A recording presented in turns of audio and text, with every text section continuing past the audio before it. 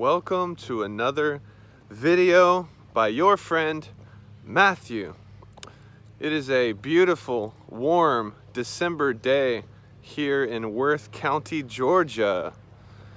And as I said in my last couple of videos, which were about my philosophy of goodness, one deep dive and exploration that I've been embarking upon lately, among many,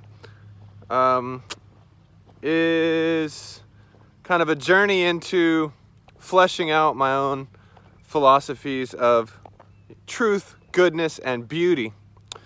And in my last couple of videos, I,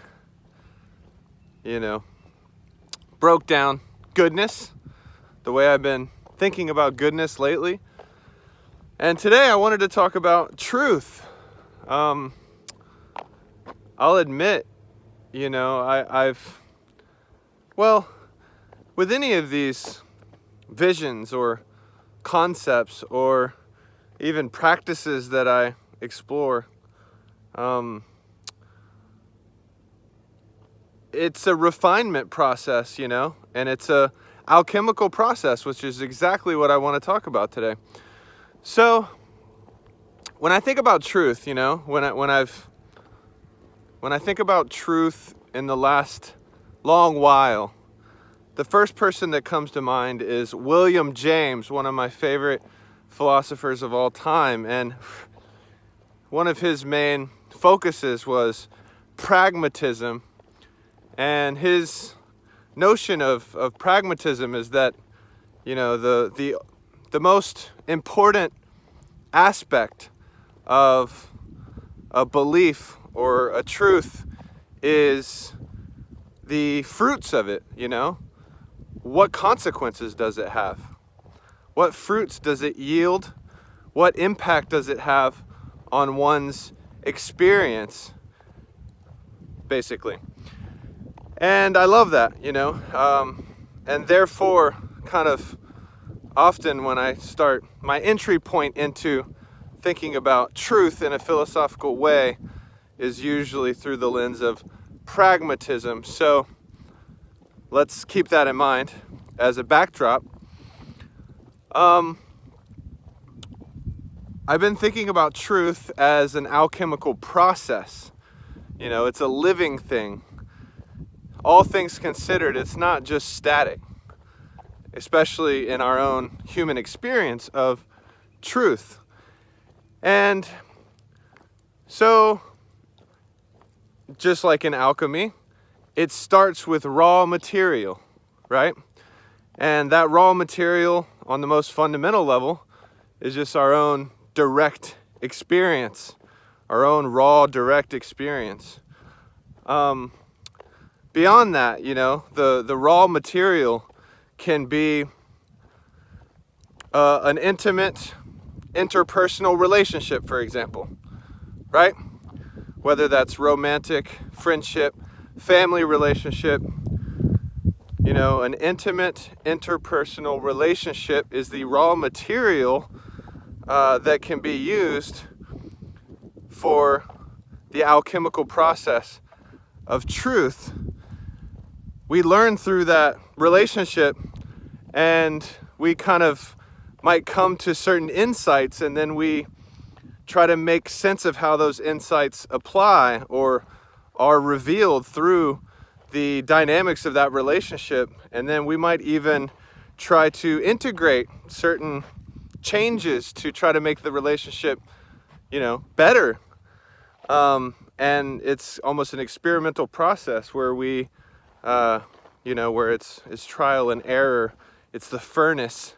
All of these can be seen as a furnace for the alchemical process. If you have base material and then you put that base material through the furnace, and then that furnace kind of cultivates it into, or, transmutes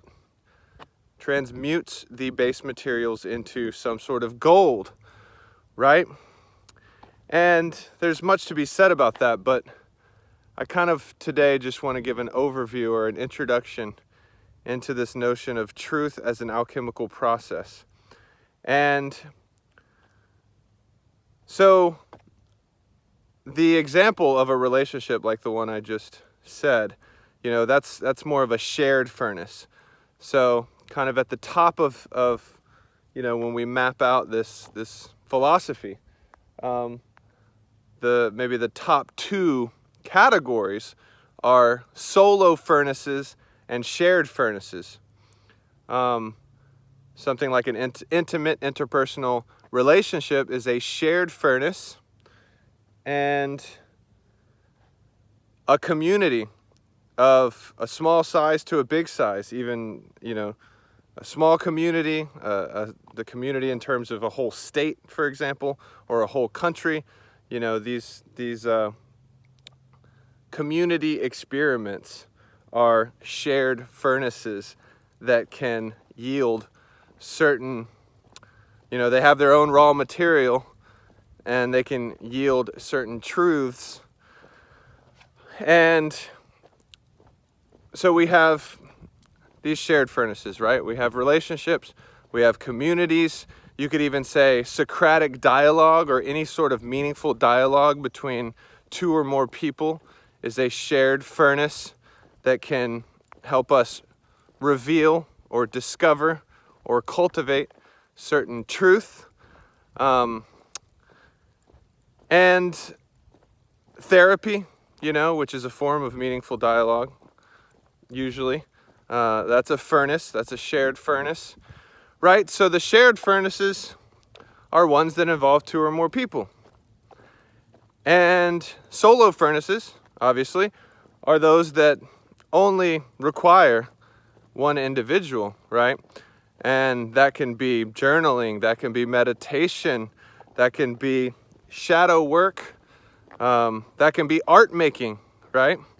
Art making is a really cool furnace for the revelation and cultivation of certain kind of truths, right?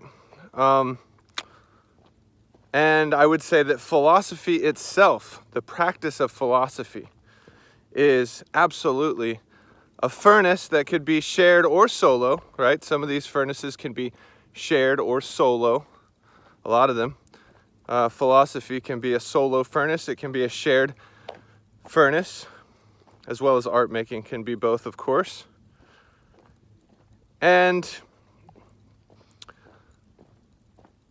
other solo furnaces can be any sort of, practice that we do by ourselves. Any practice, which in a previous video I said that, to me, practices are consecrated habits, basically. And so any consecrated habit that we engage with by ourselves can be a solo furnace, right? So those are some, interesting and relevant examples of solo furnaces, shared furnaces, and furnaces that could be either one of those.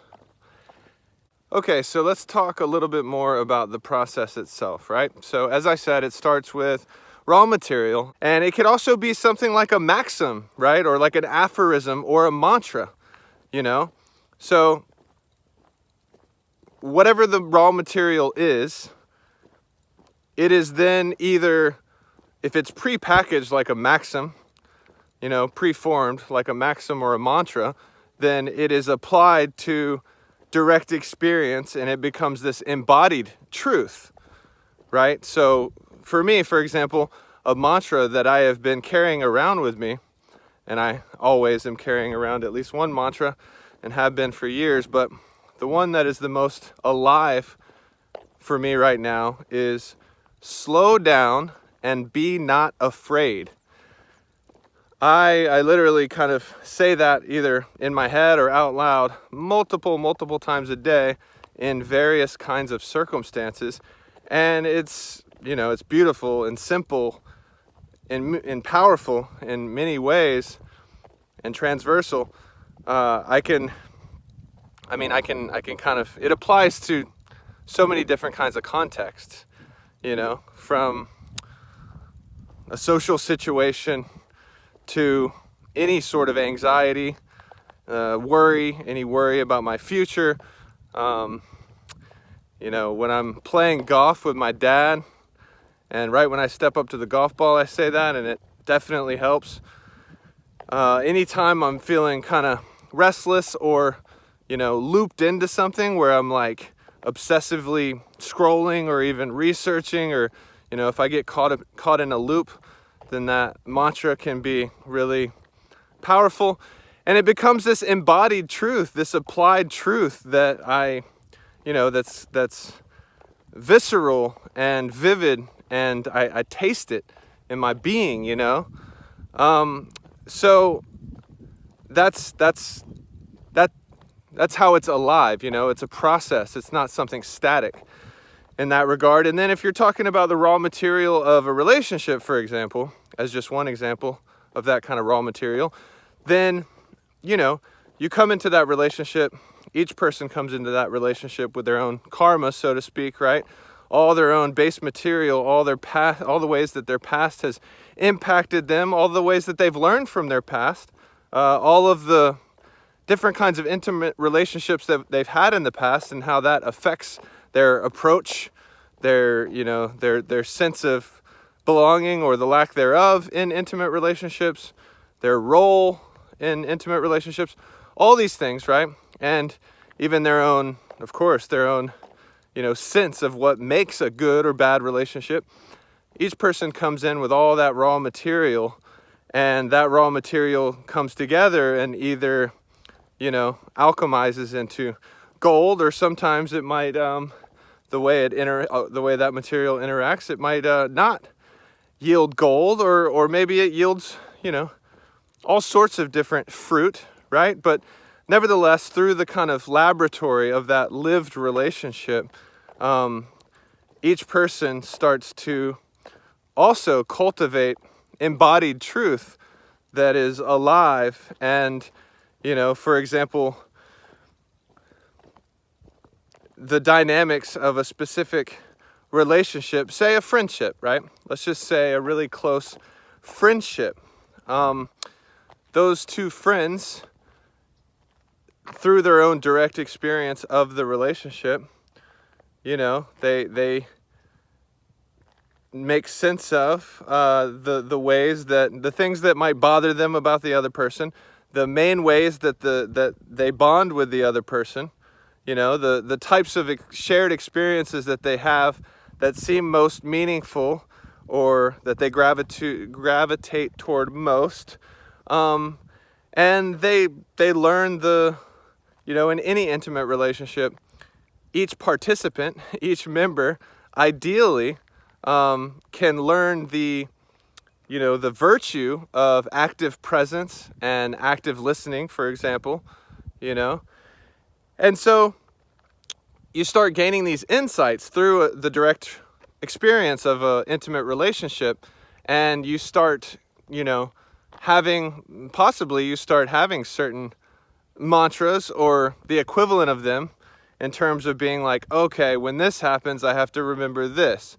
Or, you know, when I'm in this kind of circumstance with this other person that I'm in an intimate relationship with, it is best for this to happen and not this to happen, right? And it becomes this dynamic applied truth that becomes, you know, consistently embodied, right? And so those are some examples of the alchemical process of truth. And then, you know, through Socratic dialogue, it's like seeing Socratic dialogue as a furnace, a shared furnace, where the kind of back and forth exchange and question asking and further deepening and exploration on a certain question or topic can ideally end up providing certain insight into each participant that's involved, and, you know,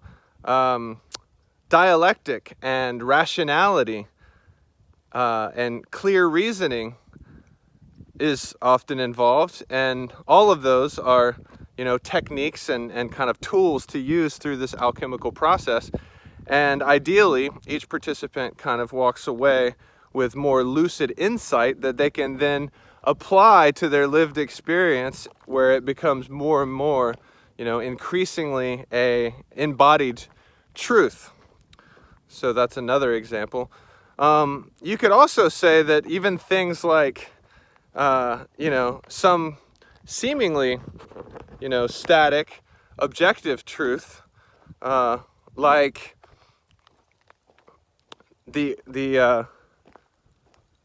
and you can take those kinds of truths and even unpack them and apply them in a million different ways, and take them literally or symbolically, right? There's many ways to interpret the fact that the earth revolves around the sun as a symbolic truth.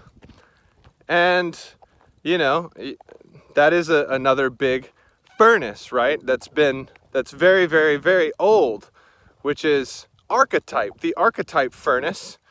Archetypal stories, mythological stories, allegorical stories, as well as archetypal characters, right? Like the trickster or the rebel, the wise child, all these archetypes that we've seen in different places throughout history that seem to be arguably in something like the collective unconscious that Carl Jung talked about, or that Joseph Campbell spent so much of his life investigating. And those archetypal characters and archetypal stories and allegories, these are symbolic representations of either forces within us and in nature, or ways of being that lead to specific results, that we can then apply in this living way so that it becomes embodied for us in a way that's relevant to the individual, through direct application and experimentation, right? So there's so many different sources for this. There's so many different types of furnaces, as you can see. I could mention many more, but I think that the ones I've brought up do the trick for today. I think it's a pretty exciting, and to me it totally resonates, this approach to truth, as a process, as pragmatic in the sense that the fruit of the applied truth, the fruit is very important, and it's kind of the test on how the power of a certain truth is how it's applied and what the consequences are.